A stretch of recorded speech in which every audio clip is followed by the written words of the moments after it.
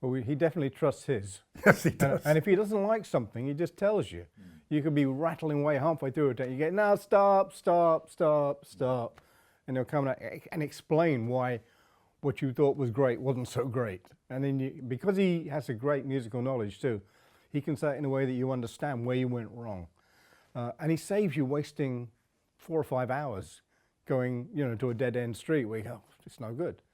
And that's part of his really great value in the control room. You don't waste time. You just get it done.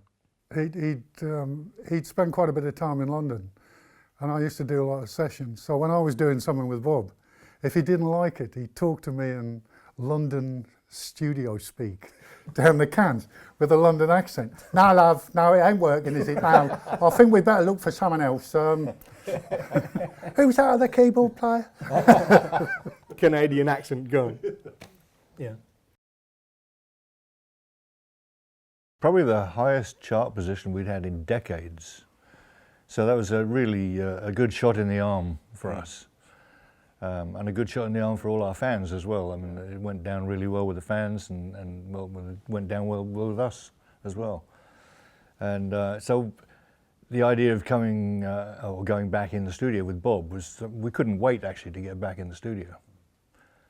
It was that good an experience. And the thing about working with Bob is he insists on everything being as live as possible. So we're a live band, and we spend most of our time on the road, on stage. And the studio is kind of a weird place to be creating music, because it's a bit cold.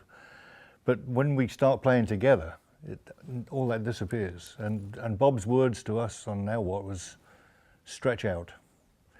Those 2 magic words. And I think since then we've taken his advice. Told me to get out. You came back again though. Couldn't help it. Well, Stephen Hawking said that before the Big Bang there was nothing. Well, he's obviously wrong, but he put the kibosh on infinity right there and then, because if something has a starting point, then it can't be infinite by definition. But he's obviously wrong, because there obviously was something before the Big Bang, even though it wasn't in our understanding. It was a metaphysical, whatever it might be.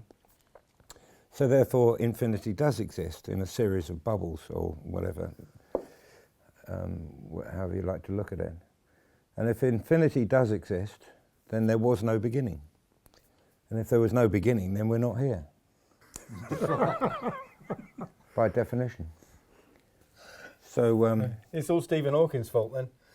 well, no, he just picked up, didn't he, where Euclid left off. I mean, so I blame the Queen myself. She's infinite. Is that any answer you can work with? I very much doubt it. People can read a lot of what they like into the word infinite, especially this, it's broken up into 2 cases of letters. Basically, it wasn't our idea. It's the record company's idea and a suggestion, and it was a good one, because left to our own devices, we'll argue till the cows come home about what's going to be the album title. It's always better to have an album title before you start, which we didn't have this time. And so when that came up, it was the decision of least resistance, I suppose. And you can read into it what you like. I think when you're enjoying creating something new, as opposed to just creating something new, when you're enjoying it, you do find a different spirit in it. And if the guys in the studio are enjoying it, there's a good chance the listener will enjoy it too. If the guys in the studio are a bit bored, that comes through as well, you know. So I think it's about, any art is about connection, isn't it? You know, if I talk to you artistically and you don't get what I'm saying, then there's no communication, no nothing. But if you understand what I'm saying, even if it's not words, then the communication has worked and the art is successful. What do you mean by that? I've no idea. And I stand by that. Oh, I noticed. Actually, I sit by it.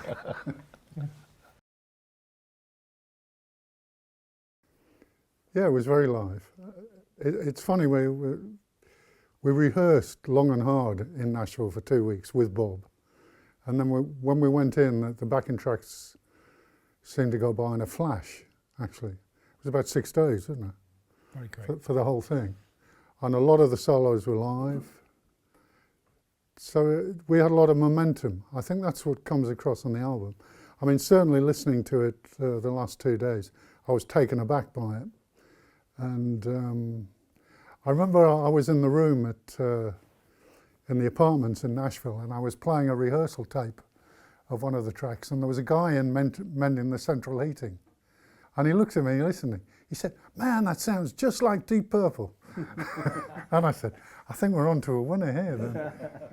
It's the only track we didn't, it was called, what was that one about somebody's place? Dun, dun, dun, dun. We didn't include it on the album. Oh, the Paradise Bar. Paradise Bar, yeah. Yeah, but it didn't make the album, but the central heating guy liked it. Does he play guitar?